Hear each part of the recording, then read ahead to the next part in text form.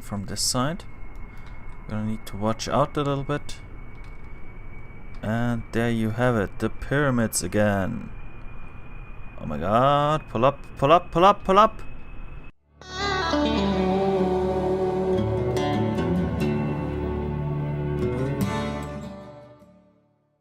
Hello guys and welcome back to Kerbal Space Program. I'm Neo and let's get right to it. We're gonna send Jebediah up in his plane again. It was parked at the North Pole and I'm just trying to get up to speed here. I needed to pump a little bit of fuel into the back tank, as you can see, so I could get up to speed and get this plane up in the air. And there we go, nice and steady, going south and going upwards. Works out perfectly.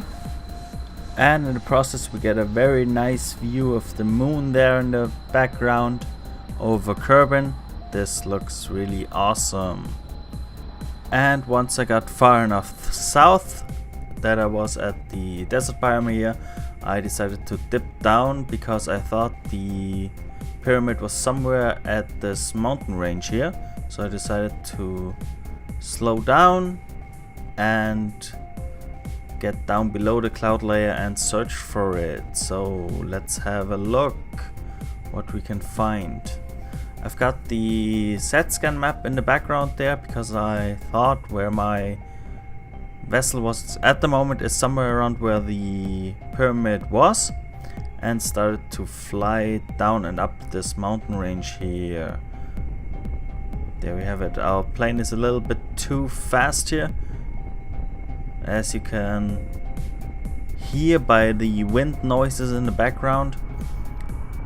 But I decided to throttle all the way up, see how fast we can go at 2500 meters height.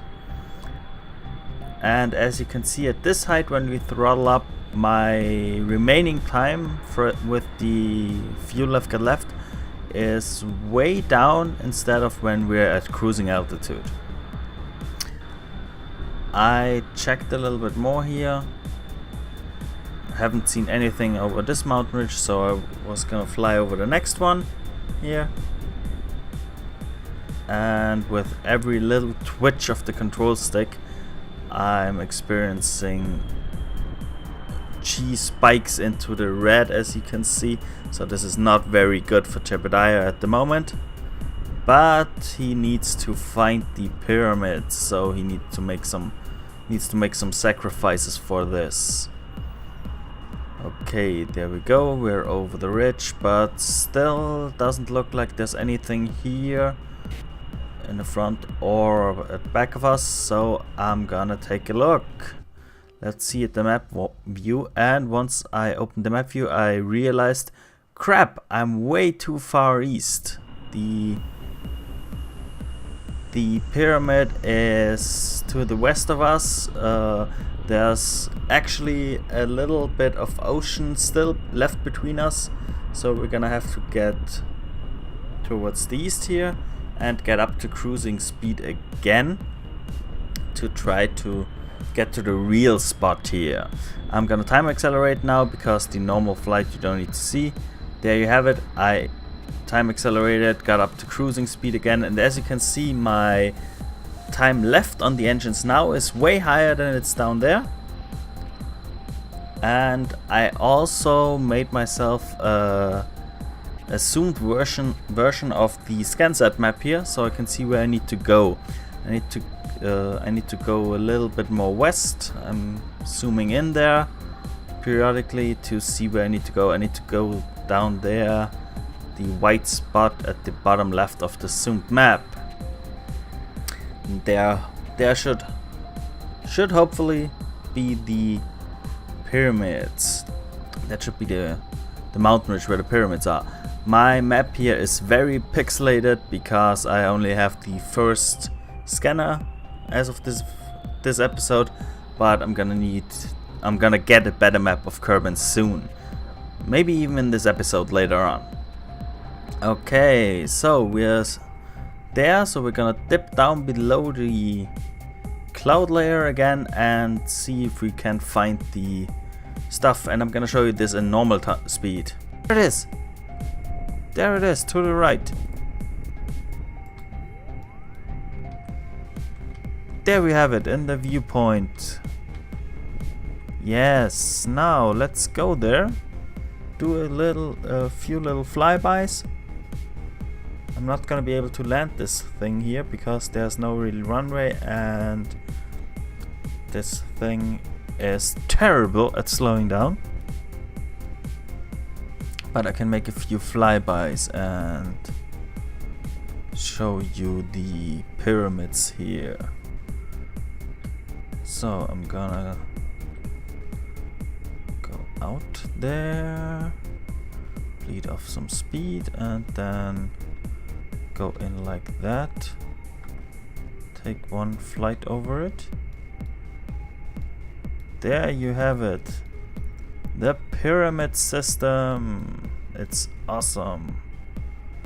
These few pyramids here and one Kerbal statue in the front. Looks amazing. We're gonna do a second flyby. Just need to go out a little bit. And then turn like that. We're gonna fly from the front so we can hopefully catch a glimpse of the Kerbal statue. I'm trying to bleed off speed here, not trying to get faster, but this thing turns like an old grandmother. Come on! I need you to turn a little bit faster. Oh, pull up, pull up, pull up. Okay, that's nice. Maybe if we put the rest of the fuel in back here, it's gonna be a little bit unstable, but it's gonna turn better. Okay, that's good. Whoa, whoa, whoa, whoa. Whoa, keep it steady.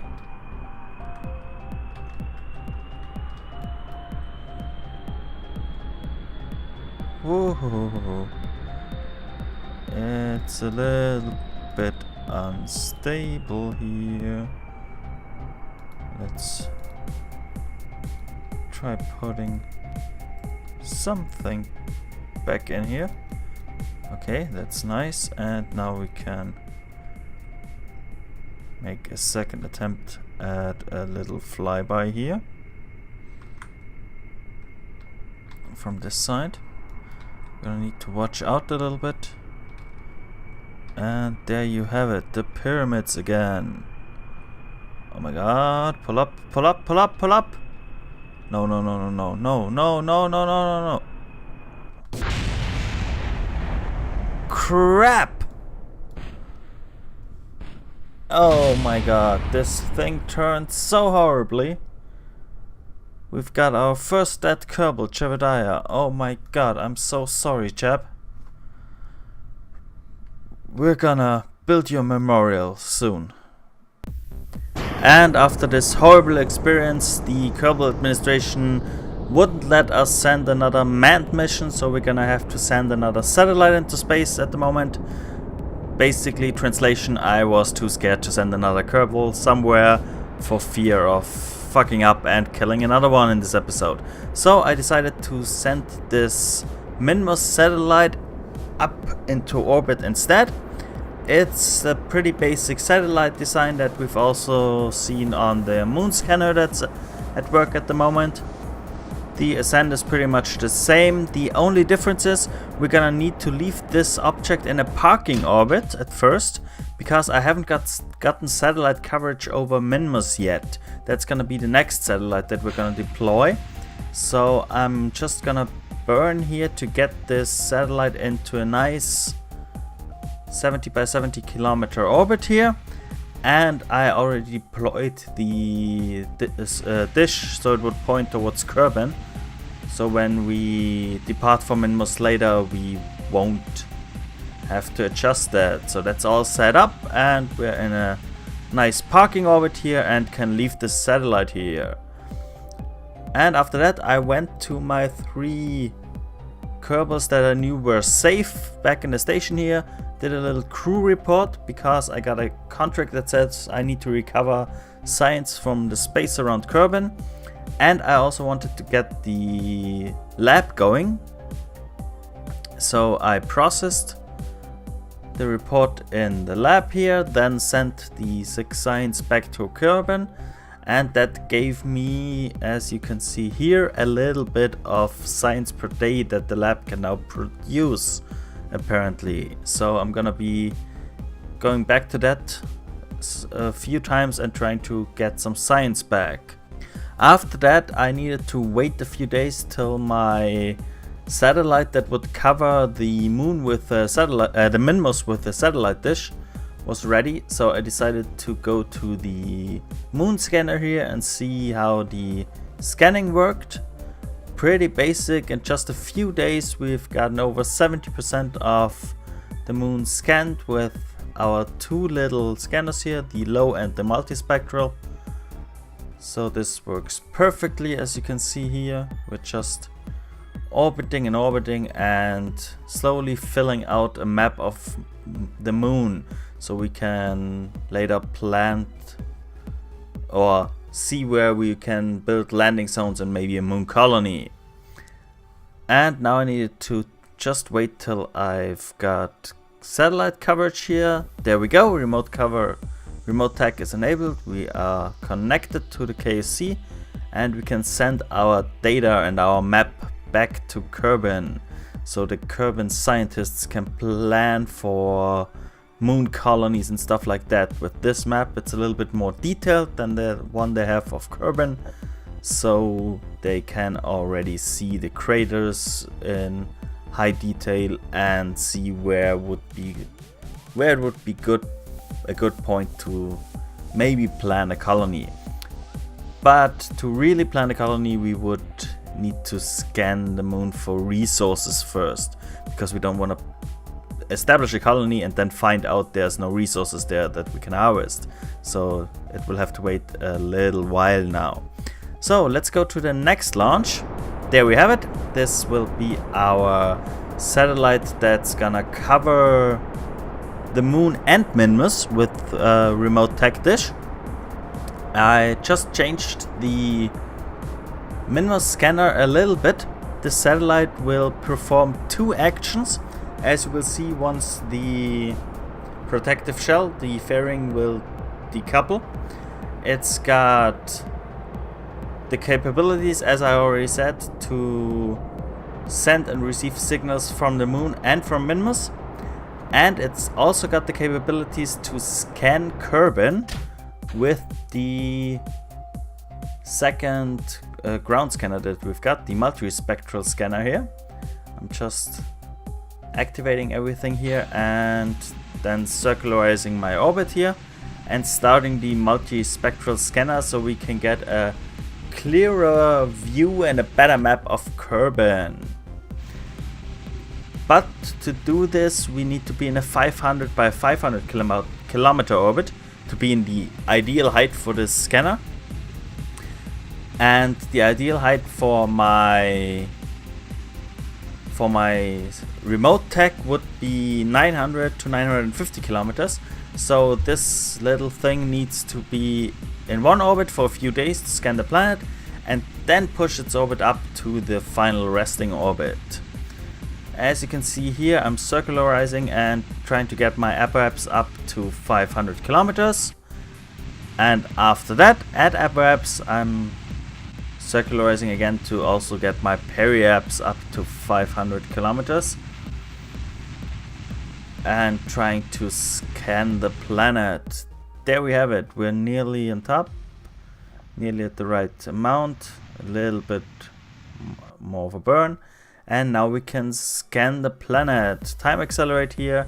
And as you see, the old gray map is getting a little bit lighter, a little bit better, not so pixelated, a little clearer. So we can in the future use this as a good reference point, and if we want to find some other, maybe find some other stuff on Kerbin, some pyramids or whatnot. I think there are a few more sites on Kerbin that we can discover. We've got the better map to look at it and to find it. There we go. Once we did this for a few days, I decided to send the data I had until then back to Kerbin to get a little bit of science out of it. And then we're gonna push this satellite into its final resting orbit and activate its main purpose. Basically the two antennas. One will be pointed directly to the moon and the other one will be pointed directly to Minmus. So we will by then have nearly full coverage of all the bodies in our little Kerbin system. The only thing that we haven't covered yet are the far sides of the moons. For this I'm gonna need to set up a satellite system around the moons sometime later in the future, when we will establish maybe colonies or space stations or bases. But for now I just want to get this one going here. One towards the moon activated, there you have it. The other one activated towards Minmus. Yeah, one towards the moon and the other one towards Minmus. That's nice, works perfectly. And we've got it covered now. Nicely done here. We just need to get our orbits to the right amount now. So I'm burning here to get my apoapse to a little bit below 900 kilometer.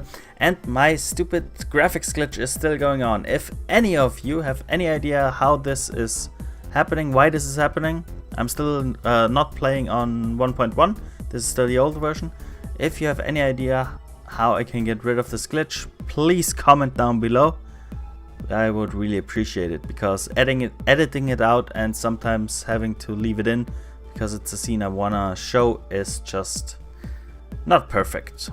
Okay, we're at 900 kilometers now. We're gonna circularize our orbit and then we are all set up to send our little Minmus scan satellite to Minmus to also make a map of Minmus. But that will happen in the next episode, and I hope I see you guys then. Thanks for watching this episode of Kerbal Space Program. If you liked it, be sure to leave a comment or click that like button. And if you never want to miss an episode again, be sure to subscribe. I hope I see you guys next time.